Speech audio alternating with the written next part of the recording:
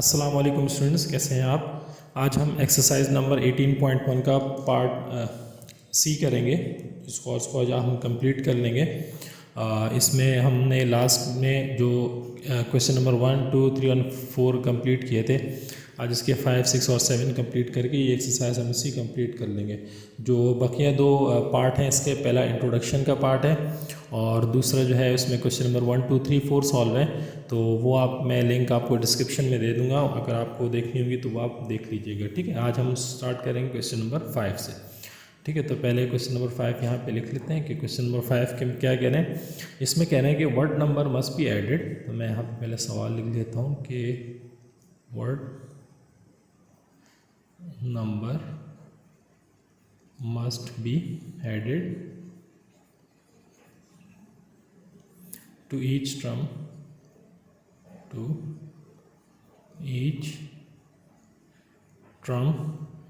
of the ratio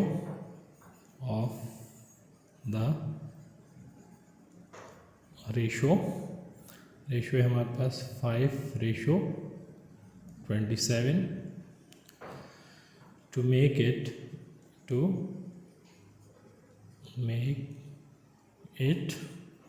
equal to 1:3 ठीक है। Solution, तो सबसे पहले तो हम ये क्वेश्चन को समझते हैं कि क्वेश्चन में क्या कह रहे हैं। ठीक है, तो इस क्वेश्चन में हमसे कह रहे हैं कि word number must be added. हम ऐसा कौन सा नंबर ऐड कर दें इसके अंदर, ये जो हमें रेशो दिया हुआ है इसके अंदर हमें ऐसा कौन सा नंबर ऐड करें कि ये रेशो इस रेशो के इक्विवेलेंट हो जाए, ये इसके बराबर हो जाए। ठीक है, तो हमारे पास यहाँ पे कुछ कंडीशन इस तरह की है कि हमारे पास एक रेशो इन्होंने दिया 5:27। ठीक है, इसको हमें इज इक्वल टू करना है 1:3, लेकिन हमें क्या करना है, यहाँ पे कुछ ऐड करके करना है। ये डायरेक्ट इससे के बराबर नहीं होगा, ये भी इसके बराबर नहीं है। हमसे असल में कह रहे हैं कि मतलब आप इन दोनों के अंदर, मतलब 5 के अंदर भी एक कोई चीज़ ऐड कर दें और इसी तरह 27 के अंदर भी कोई नंबर ऐड कर दें। जब ये आप ऐड करेंगे तब ये 1:3 के बराबर हो जाएगा। ठीक है, तो अब हमें क्या करना है कि हमें वो ये वाला जो बीच वाला नंबर है वो तलाश करना है कि हम ऐसा कौन सा नंबर 5 और 27 के अंदर ऐड कर दें कि ये जो रेशो है 5:27 ये 1:3 के बराबर आ जाए। ठीक है, तो क्वेश्चन आपको समझ में आ गया होगा। तो अब इसको सॉल्व करते हैं। तो अब यहाँ पे हम एक स्टेटमेंट लिख देते हैं। अब हमें वो नंबर मालूम नहीं है तो मैं सपोज कर लेता हूँ let x be the number.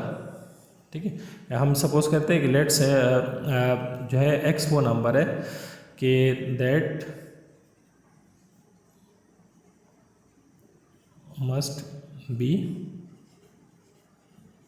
Added to each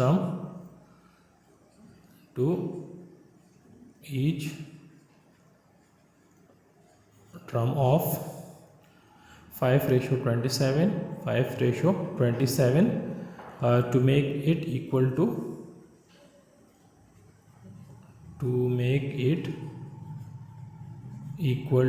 1:3। ठीक है, अब मैंने स्टेटमेंट में लिख दिया कि हम सपोज कर लेते हैं कि x को ऐसा नंबर है, अगर मैं इसको ऐड करता हूँ दोनों तरफ तो ये वाला जो रेशो है 5:27 जो है ये 1:3 के बराबर रहेगा। अच्छा, इसी स्टेटमेंट को आप अगर मैं मैथमेटिकली लिखता हूँ तो कुछ इस तरह हो जाएगा कि 5 + x ratio 27 + x is equal to 1:3। ठीक है, ये हो गया। अब ये आ गया हमारे पास। अब हमने इसको सिंप्लीफाई करना है। ठीक है, तो अगेन देखें, ये जो रेशो होता है इसका मतलब होता है डिवाइड। तो मैं इसको डिवाइड के फॉर्म में लिख देता हूँ और फिर इसको क्रॉस मल्टीप्लाई करूँगा तो हमारे पास की वैल्यू आ जाएगी। तो मैं लिखता हूँ 5 + x डिवाइडेड बाई 27 + x और यहाँ पे भी मैं ऐसे ही लिख देता हूँ कि 1/3। ठीक है, अब ये क्या होगा, क्रॉस मल्टीप्लाई होगा। क्रॉस मल्टीप्लाई का मतलब क्या होता है, जब भी देखें इज इक्वल टू के दोनों तरफ या एक तरफ अपॉन में वैल्यू लिखी हुई हो तो उसको हम क्रॉस मल्टीप्लाई से सॉल्व करते हैं। मतलब क्रॉस मल्टीप्लाई का मतलब है कि इसका जो न्यूमरेटर है वो इस वाले के साथ मल्टीप्लाई होगा और इस वाले का जो है वो इस वाले के साथ मल्टीप्लाई हो जाएगा। इसलिए ये क्रॉस बनेगा, मतलब ये इधर जाके इनके साथ मल्टीप्लाई हो जाएगा और ये पूरा जाके इधर मल्टीप्लाई हो जाएगा। तो बीच में आप देखें क्रॉस का निशान बना है, इसीलिए इसको हम कहते हैं क्रॉस मल्टीप्लिकेशन। ठीक है, तो अब हमें यहाँ पे क्रॉस मल्टीप्लिकेशन परफॉर्म करते हैं। तो क्रॉस मल्टीप्लिकेशन में जिस तरह मैंने कहा कि 3 उधर चला जाएगा और ये 5 + x के साथ मल्टीप्लाई होगा, और इसी तरह 27 + x जो है ये उधर जाके 1 के साथ मल्टीप्लाई होगा।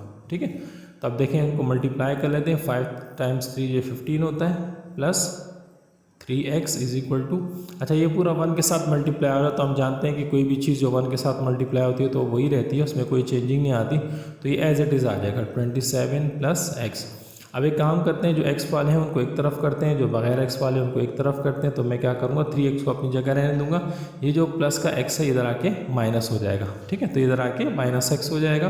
तो मैं इसको शिफ्ट करता हूँ लेफ्ट साइड पे, तो ये हो जाएगा -x = 27 और -15। इसी तरह ये वाला 15 जो है ये इधर जाके, यहाँ पे प्लस में था, शुरू में कोई साइन नहीं होता तो प्लस होता है, तो उधर जाके माइनस हो गया। तो अब हमारे पास जो है वो ये आ गया। ठीक है, अब इसको मज़ीद सिंप्लीफाई करते हैं, प्लस माइनस करते हैं। 3x में से 1x को माइनस करेंगे, प्लस माइनस माइनस होता है, तो यहाँ बचेगा 2x = इसी तरह 27 में से हम 15 को माइनस करेंगे तो 12 बचेगा, तो यहाँ पर यह आ जाएगा 12। ठीक है, अच्छा अब जो है वो इसको मज़ीद थोड़ा सिंप्लीफाई करते हैं, और मज़ीद सिंप्लीफाई करने पर ये क्या हो जाएगा, देखिए ये 2 जो है मल्टीप्लाई हो रहा है, उधर जाके डिवाइड हो जाएगा, तो x = आ जाएगा 12 / 2। तो 2 1 = 2 and 2 6 = 12। तो इसका मतलब क्या होगा कि x जो है वो हमारे पास 6 आ गई, जो x की वैल्यू आ गई वो आ गई 6। इसका मतलब क्या हुआ, x की वैल्यू जो आ गई वो आ गई हमारे पास 6। ठीक है, तो हम यहाँ पे ये लिख सकते हैं, hence the required number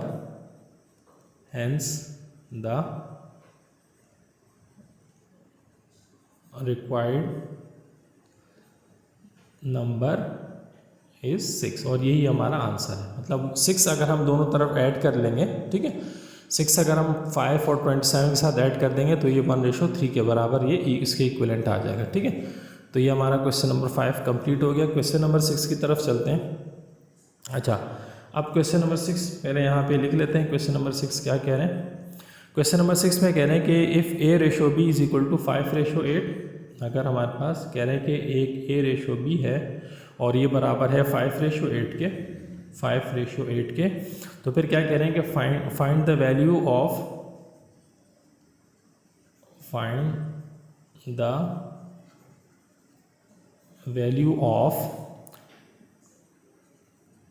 3a + 4b ratio 5a +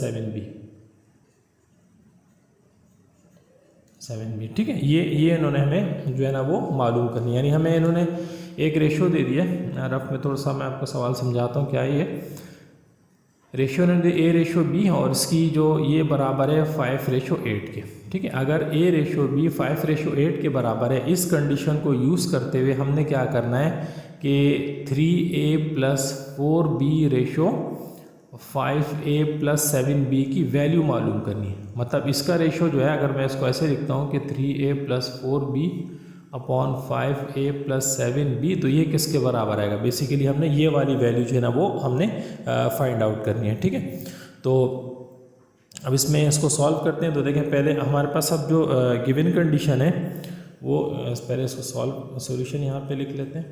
ठीक है, सोल्यूशन लिखा और हम सोल्यूशन पे गए। अकॉर्डिंग टू गिवन कंडीशन मैं यहाँ पे लिख देता हूँ कि according to the given condition. ठीक है, गिवन कंडीशन के हिसाब से देखें, गिवन कंडीशन क्या, ये गिवन कंडीशन है, यानी क्या है कि a/b 5/8 के बराबर है, ये गिवन कंडीशन है। ठीक है, तो ये क्या है कि a/b बराबर है 5/8 के। ठीक है, अच्छा इसी को मैं ऐसे भी लिख सकता हूँ कि मैं इसको ऐसे लिख सकता हूँ कि a/b बराबर है 5/8 के। ठीक है, तो मैं इसको ऐसे भी लिख सकता हूँ। अच्छा, अब जो दूसरी जो हमें वो दी हुई है नाउ, यानी अब जो हमें दूसरा जो रेशो दिया है वो इस तरह दिया हुआ है कि 3a + 4b रेशो 5a + 7 और ये b। ठीक है, अब इसी रेशो को मैं अगर अपॉन में लिखता हूँ तो ये कुछ इस तरह हो जाएगा कि 3a upon 3a plus 4b, ये तो ऊपर है तो ये ऊपर आ जाएगा, रेशो की बाद वैल्यू नीचे आ जाएगी 5a प्लस 7b, ठीक है। अच्छा, अब ये इस तरह आ गया। तो अब देखें, अब मैं कुछ ऐसा करता हूँ कि ये जो हमारे पास अपॉन में वैल्यूज़ आ गई हैं, मैं इन वैल्यूज़ को जो है वो b से डिवाइड कर देता हूँ, ठीक है। मैं b से क्यों डिवाइड कर रहा हूँ तो मैं आपको भी बताता हूँ कि मैं इसको b से क्यों डिवाइड, तो मैं यहाँ पे एक स्टेटमेंट लिखता हूँ कि डिवाइडिंग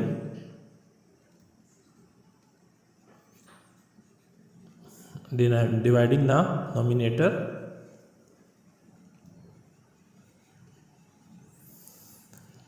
एंड डिनोमिनेटर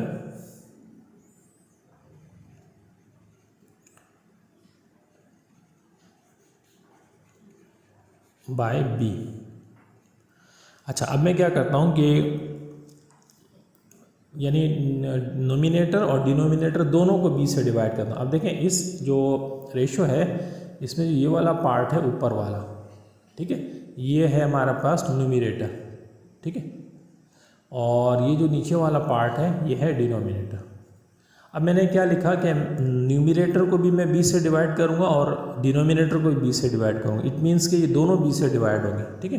तो अगर मैं इन दोनों को b से डिवाइड करता हूं तो देखें ये कुछ इस तरह से हो जाएगा, ये हो जाएगा कि 3a plus 4b and divided by b, और यहाँ पे अपॉन, ये मैं यहाँ से हटा के यहाँ लगा देता हूँ, और यहाँ पर क्या हो जाएगा कि 5a plus 7b divided by b, ठीक है, ये आ गया, सही है। अच्छा, अब इसको फर्दर सिंप्लीफाई करते हैं। देखें, अब ये क्या हो जाएगा, मैं इसको ऐसे लिखता हूँ, मैं यहाँ लिखता हूँ कि यहाँ पे मैं इज इक्वल टू का निशान लगा दूँ। अब देखें, अगर मैं इसको अलग अलग करके लिखूँ, यानी देखो ये वाला b जो है, ये b, ये इस वाले टर्म के नीचे भी है और इस वाले टर्म के नीचे भी, इसी तरह ये वाला b जो है ये 5a के नीचे भी है और 7b के नीचे भी है। तो इस वाले स्टेप पे मैं क्या करूँगा, मैं इनको अलग अलग करके लिख दूँगा, ठीक है। जब मैं इनको अलग अलग करके लिखूँगा तो ये कुछ इस तरह हो जाएंगे कि 3a upon b plus 4b upon b, और ये हमारी मेन डिवाइड की लाइन, और यहाँ पे भी हो जाएगा कि 5a upon b plus 7b upon b, ठीक है। अब देखें ये क्या होगा, b से b कैंसिल, b से b कैंसिल, ठीक है। और अब यहाँ पे क्या रह जाएगा, देखें यहाँ ऊपर क्या रह गया, 3a अपॉन b प्लस 4, ठीक है, मैं इसको थोड़ा सा ब्रैकेट में लिख देता हूँ, और अपॉन में नीचे क्या रह गया कि 5a अपॉन b और प्लस 7, ठीक है। अच्छा, अब ये करने से हमें फ़ायदा ये हुआ कि आप देखें ऊपर हमने a अपॉन b की वैल्यू निकाली हुई थी, ये a अपॉन b किसके बराबर आता, 5 अपॉन 8 के, ठीक है। तो मैं यहाँ पे उसी का रेफरेंस दे देता हूँ कि हमारे पास जो a अपॉन b है ये आ गया 5 अपॉन 8 के, तो यहाँ आ जाएगा 5 अपॉन 8, ठीक है। अच्छा, अब इसके बाद देखें, अब जहाँ a b है, दोनों की जगह मैं 5 अपॉन 8 पुट कर देता हूँ, तो ये कुछ इस तरह हो जाएगा 3 इंटू 5 अपॉन 8 प्लस 4 और डिवाइडेड बाय 5 अपॉन 8 और प्लस 7, ठीक है। अच्छा, आप देखिए मल्टीप्लाई होंगे, ये वाला 3 5 से मल्टीप्लाई होगा और ये 5 5 से मल्टीप्लाई होंगे, 8 नीचे ऐसे ही रहेगा क्योंकि 8 कैंसिल नहीं हो रहा, तो 8 को हम वैसे ही रहने दे देंगे, ठीक है। तो अब यहाँ पर ये कुछ इस तरह हो जाएगा कि 15 अपॉन 8, देखें यहाँ पर ये हो जाएगा कि 15 अपॉन 8 प्लस 4, और यहाँ पे हो जाएगा 25 अपॉन 8 प्लस 7, 5 टाइम्स 5 25 होता है, तो यहाँ पे आ जाएगा 25 अपॉन 8 एंड प्लस 7, ठीक है। अच्छा, अब हम क्या करते हैं, दोनों के एलसीएम ले लेते हैं। एलसीएम लेने का क्या तरीका है कि देखें यहाँ पर है, देखिए जब भी हमें अपॉन में कोई एक वैल्यू हो या दोनों वैल्यू उनको ऐड या सब्ट्रैक्ट करना है तो वो हम पहले एलसीएम लेते हैं। एलसीएम का सिंपल मतलब ये होता है कि हम क्या करते हैं कि इसके डिनोमिनेटर को सेम करने की कोशिश करते हैं, ठीक है। तो देखें ये कैसे सेम होगा, देखें यहाँ पर 8 है तो मुझे यहाँ पे भी 8 लाना है। अब इसके नीचे कुछ नहीं है तो 1 है, तो मुझे क्या करना पड़ेगा, 1 को अगर मैं 8 से मल्टीप्लाई करूँगा तो 1 8 ज़ा 8, तो उसमें मतलब इसके नीचे भी 8 आ गया, इसके नीचे भी 8 आ गया। लेकिन ये जो काम हमने क्या किया, हमने नीचे वाले नंबर को 8 से मल्टीप्लाई किया, तो ऊपर वाले नंबर को भी मुझे 8 से ही मल्टीप्लाई करना पड़ेगा ताकि इसको बैलेंस रहिए, ठीक है। तो इसका सिंपल मतलब क्या हुआ कि मैं क्या करूँगा कि इसको इस तरह लिख दूँगा कि यहाँ पर मतलब मैं लिखूँगा 15 और प्लस 4 8 जो होता है 32, और यहाँ पर एक ही 8 आ जाएगा दोनों के नीचे, ऐसे करके, ठीक है। अच्छा अब देखें यहाँ पर भी सेम हुई, यहाँ पर 8 है और यहाँ पर कुछ नहीं है तो 1 है। अब मुझे इसको ऐड करना है, क्योंकि अगर मुझे ऊपर वाले नंबर को ऐड करना है तो नीचे वाले नंबर सेम होने चाहिए। सेम करने के लिए मुझे क्या करूँगा कि मैं इसको 1 को 8 से मल्टीप्लाई करूँगा, तो 1 8 ज़ा 8, 8 नीचे आ गया। लेकिन इसको नीचे वाले को सेम लाने के लिए, इस केस में 8 लाने के लिए मुझे क्या करना पड़ा, 8 से मल्टीप्लाई करना पड़ा। तो सिमिलरली मैं ऊपर वाले के नंबर को भी 8 से मल्टीप्लाई करूँगा, ठीक है।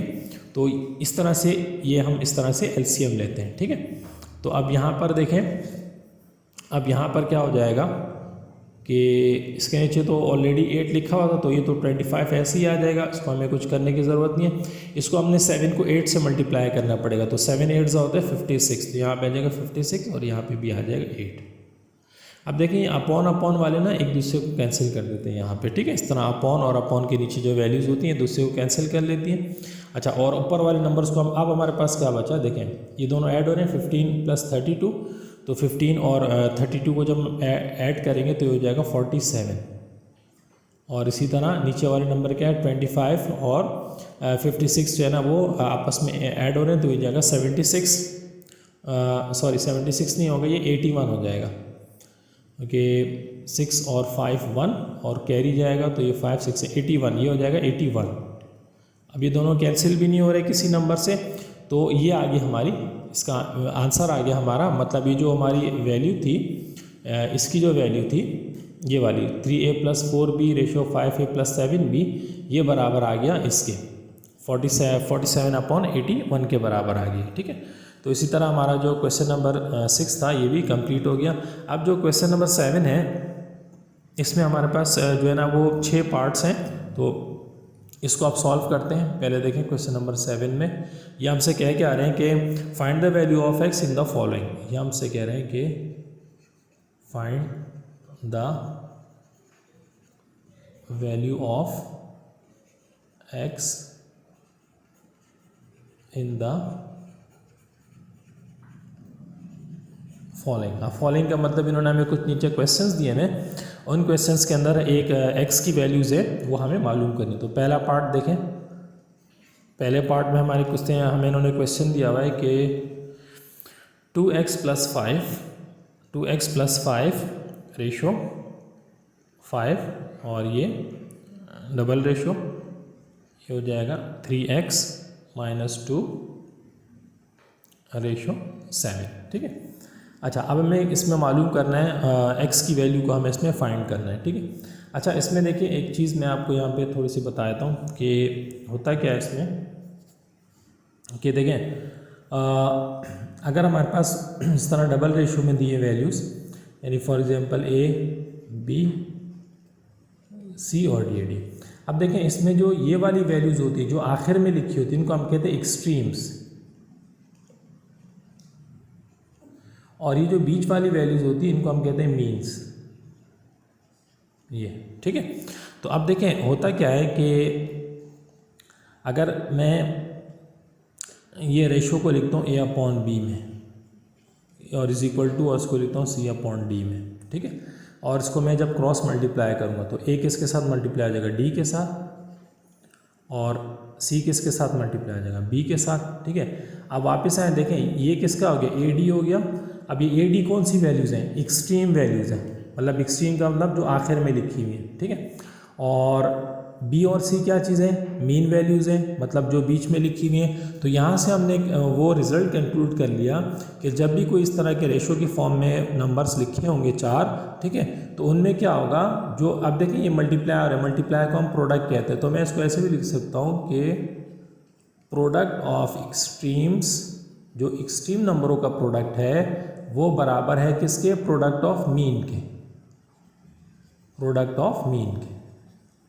ये एक इम्पॉर्टेंट जो है ना फॉर्मूला है जो हम इन वाले क्वेश्चंस के अंदर यूज़ करेंगे, ठीक है। और ये आया कहाँ से मैंने आपको एक्सप्लेन कर दिया, ठीक है। अगेन ये रफ वर्क है, ये आपने एग्ज़ाम में या फेयर कॉपीज़ में नहीं करना होता, इसको आपने ये मैं समझने के लिए कॉलम बनाया हुआ है हर पेज के साथ, ताकि जो क्वेश्चन हो या उससे रिलेटेड जो भी बेसिक नॉलेज है वो आपको दे सकूँ, ताकि आप उस क्वेश्चन को आसानी से समझ सकें, ठीक है। तो अगर ये कॉन्सेप्ट आपको क्लियर हो गए तो ये सारे सवाल बहुत आसान है। सॉल्यूशन की तरफ जाते हैं, पहले मैं इसको लिख लेते हैं ऐसे 2x + 5 और 5 और फिर है क्या है 3x - 2 और ये 7, ठीक है। तब देखें इसमें भी मैं वही कंडीशन यूज़ करता हूँ। मैं पहले यहाँ पे वही लिख देता हूँ कि प्रोडक्ट ऑफ मीन। अब इसको वैसे इस वाले मेथड से भी कर सकते हैं जैसे हमने ऊपर किए थे कि इसको रेशो में लिखें 2x + 5/5 = 3x - 2/7, तो आंसर वही आएगा, ठीक है। तो आपको जैसे मर्ज़ी आप उसको सॉल्व कर लें, ठीक है। मैं आपको फार्मूले वाले मेथड से बताता हूँ। ये फार्मूला क्या होता है कि हमारे पास product of mean = product of extreme,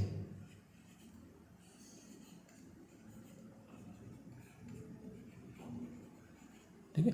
अब मीन हमारे पास क्या है, मीन ये बीच वाले मीन होते हैं, ठीक है। मतलब ये दोनों मीन है हमारे पास और ये पूरा और ये भी यहाँ तक ये मीन है और ये वाला और ये एक्सट्रीम है, ये एक्सट्रीम है, ठीक है।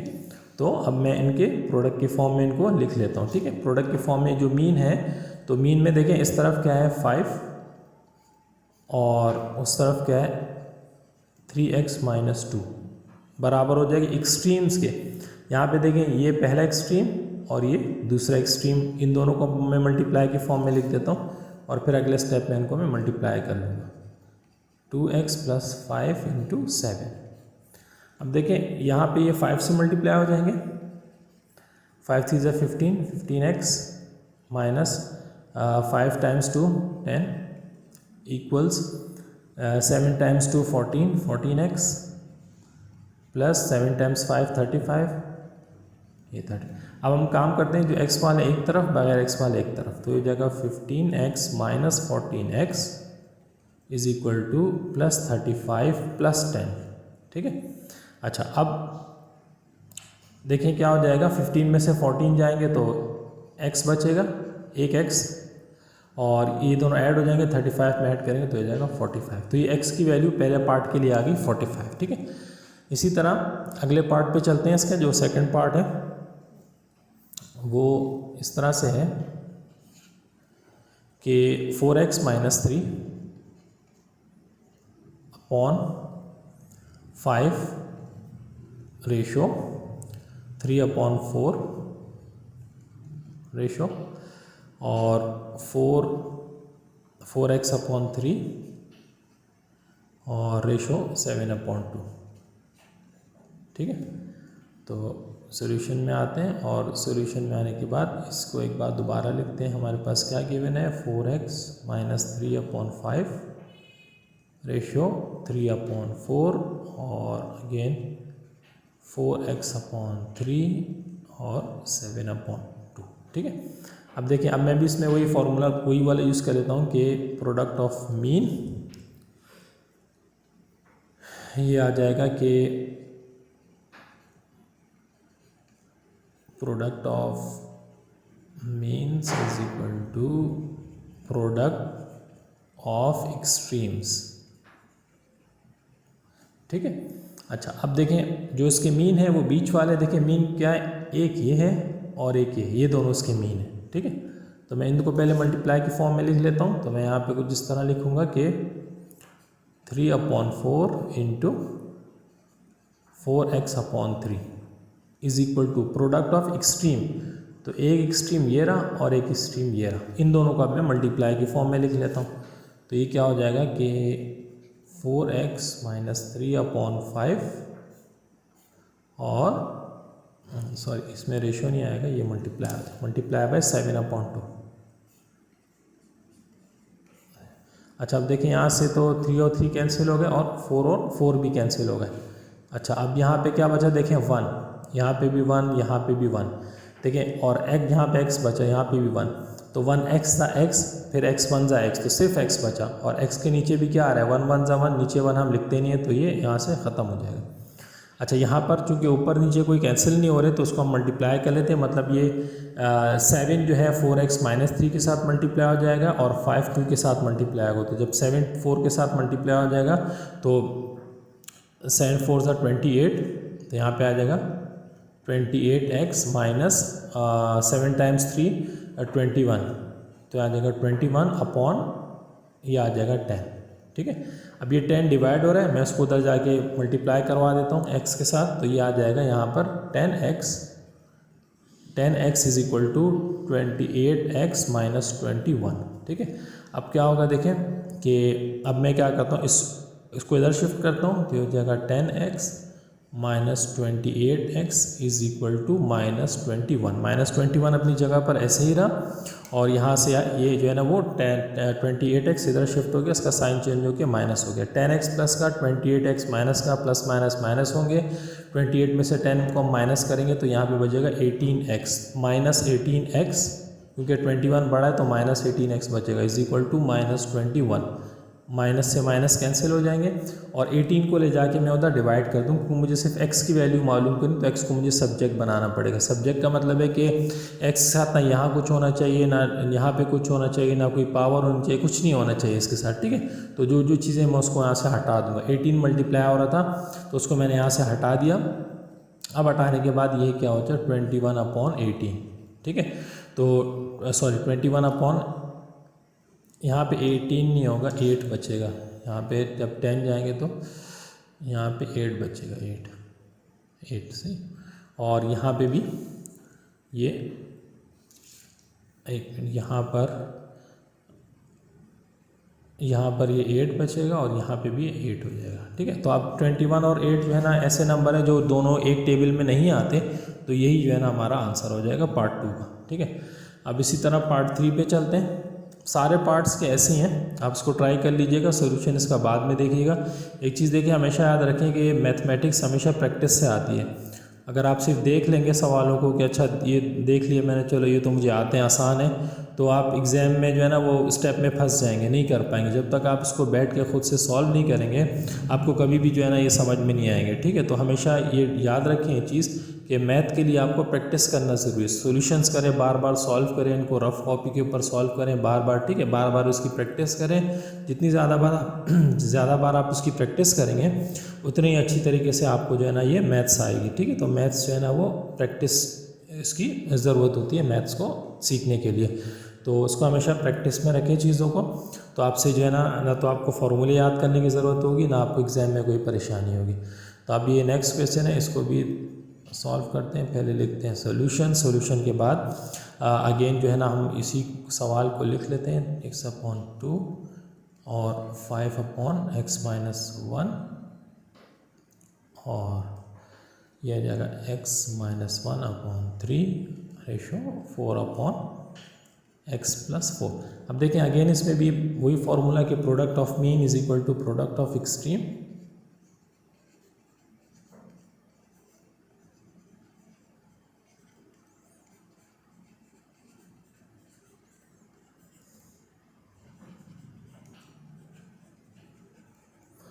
तो आप देखें जो मीन है इसमें ये वाले हैं। ठीक है, एक x/5 ये एक मीन है और ये एक मीन है। इन दोनों को पहले मल्टीप्लाई कर लेते हैं। तो इनको जब मैं मल्टीप्लाई की फॉर्म में लिखूंगा तो ये कुछ इस तरह हो जाएंगे कि 5/x-1 और x-1/3 इज इक्वल टू, अब इसके जो एक्सट्रीम है वो कौन सा है, एक ही है और एक ही है। तो इनको भी मैं लिख लेता हूँ कि x-3/2 और 4/x+4 ये। ठीक है, अच्छा अब देखिए यहाँ पर ये जो x-1 पूरा, ये x-1 और ये x-1 ये तो पूरे कैंसिल हो गए। अब यहाँ पे रह गया 5/3, एक साइड पे हमारे पास रह गया 5/3 और इज इक्वल टू, यहाँ पे इस तरह के कोई कैंसिल नहीं हो रहे, तो उसको हम अभी फ़िलहाल ऐसे ये नंबर कैंसिल इनको कर लेते हैं, 2 1 2 एंड 2 2 4। तो अब क्या रह गया यहाँ पे x-3 × 2 यानी इसको मैं अलग अलग करके लिख लेता हूँ। यानी यहाँ पे हमारे पास अब रह गया कि x-3 इंटू 2 और नीचे डिवाइड में ये 1 से मल्टीप्लाई होगा x-4 तो वही रहेगा, तो इसलिए इसको मैं सिर्फ x-4 ही लिखता हूँ, x+4 ही लिख लेता हूँ, ठीक है, x+4 ये। अब ये क्रॉस मल्टीप्लाई हो जाए, पहले इसको 2 से मल्टीप्लाई कर लेते हैं फिर बाद में इसको क्रॉस मल्टीप्लाई करते हैं। ये ऐसे ही रहेगा 5/3, ये 2 के साथ दोनों मल्टीप्लाई हो जाएंगे तो ये जगह 2x - 6/x+4। अब क्रॉस मल्टीप्लाई कर लेते हैं, x+4 5 के साथ मल्टीप्लाई होगा और 3 जो है ये 2x - 6 के साथ मल्टीप्लाई होगा, तो कहते हैं क्रॉस मल्टीप्लिकेशन। तो ये क्या हो जाएगा कि 5 अपनी जगह पर रहा, नीचे से 4 ऊपर, x+4 ऊपर आ गया, इज इक्वल टू यहाँ पर 2x - 6 अपनी जगह पर और नीचे से 3 आ गया, ठीक है। अब ये 5 से पहले इसको मल्टीप्लाई कर लेते हैं तो 5x 5x हो जाएगा प्लस 5 4 20 इज इक्वल टू ये 3 के साथ दोनों मल्टीप्लाएंगे तो 3 2 6x और -6 3 18। अब अगेन हम क्या कर लेते हैं कि x वालों को और बगैर x वालों को एक साथ कर लेते हैं। 5x - 6x is equal to -18 and -20, ठीक है। अच्छा, अब क्या होगा कि जो लेफ़्ट साइड वाले x हैं ये +5 और -6 हैं, तो ये तो आपस में जो है वो माइनस हो जाएंगे, ठीक है। तो यहाँ पर अब क्या बचेगा, -x बचेगा, -x, क्योंकि 6 बड़ा है 5 छोटा है। अच्छा, यहाँ पर भी ऐड हो जाएंगे तो ये माइनस माइनस हो जाएगा -38, ठीक है। अब माइनस से माइनस कैंसिल हो जाएंगे तो फाइनली जो x की वैल्यू आ जाएगी वो आ जाएगी 38, ठीक है। तो ये वाला पार्ट भी हमने सॉल्व कर लिया। अब आते हैं इसके सेकंड लास्ट पार्ट की तरफ, जो है पार्ट नंबर 4। अच्छा, पार्ट नंबर 4 में क्या है कि a² - ab और +b² रेशो x और अगेन रेशो है a³ + b³ upon a - b और इसके साथ है रेशो a + b का होल स्क्वायर, ठीक है। तो अब देखें इसमें भी सॉल्यूशन, और उसके बाद मैं ये सारा लिख देता हूँ एक बार। a² - ab + b² ratio x, फिर ये a³ + b³ upon a - b ratio a + b का होल स्क्वायर, ठीक है। अच्छा, अब देखें यहाँ पे मैं दोबारा वही लिखता हूँ कि product of means is equal to product of extremes, ठीक है। तो अब मीन क्या है, देखें मीन बीच वाले में हमारे पास क्या है कि एक x है और एक है a³ + b³ upon a - b is equal to, और एक्सट्रीम में हमारे पास क्या है, एक है a² - ab + b² और इसके अपॉन में है a + b का होल स्क्वायर। अच्छा, अब यहाँ पे देखिए कुछ फॉर्मूले होते हैं हमारे पास, वो मैं आपको मेंशन कर देते हैं। ये जो a³ + b³ होता है ये बराबर होता है a + b into a² - ab + b² के, और a + b का होल स्क्वायर जो है ये बराबर होता है a² + 2ab + b²। तो मैं क्या करता हूँ, एक यहाँ पर और एक यहाँ पर, इन दोनों जगह पे मैं ये दोनों फार्मूले अप्लाई कर देता हूँ, ठीक है। तो ये कुछ इस तरह से हो जाएगा ऊपर वाला कि x तो ऐसी रहा। यहाँ पर देखें अभी फार्मूला अप्लाई करने के बाद ये हो जाएगा a + b into a² - ab और प्लस b², और इसके नीचे अपॉन में आ जाएगा a - b is equal to ये a² - ab + b² अपनी जगह पे ऐसी रहा, और यहाँ पे ये फार्मूला खुल जाएगा a² + 2ab और प्लस b²। बल्कि एक काम करें, नीचे वाले को फार्मूला खोलने की ज़रूरत नहीं है, a³ नीचे वाला फॉर्मूला ना खोलें क्योंकि वो कैंसिल हो जाएगा। एक काम करें, ये इसको ऐसे ही रहने दें, a प्लस बी का होल स्क्वायर। ये फार्मूला यहाँ पे मेंशन करने की ज़रूरत नहीं है, इसको हटा दें यहाँ से, ठीक है। अच्छा, क्यों हटाएं देखें, मैं आपको भी बताता हूँ। अच्छा, अब हमारे आप देखें क्रॉस मल्टीप्लाई हो जाएगा ये, यानी नीचे वाला पूरा ऊपर आ जाएगा, ठीक है, और ऊपर वाला जो है ये नीचे इसके साथ मल्टीप्लाई हो जाएगा। तो यहाँ पर ये कुछ इस तरह की कंडीशन बनेगी कि अब ये हो जाएगा कि x into A plus B A square minus A B plus B square, और इसके अपॉन में ही नीचे आ जाएगा। क्रॉस मल्टीप्लाई करेंगे तो ये वाला देखें, या तो आप क्रॉस मल्टीप्लाई कर रहे हैं तो नीचे लाइन लगाने की ज़रूरत नहीं है।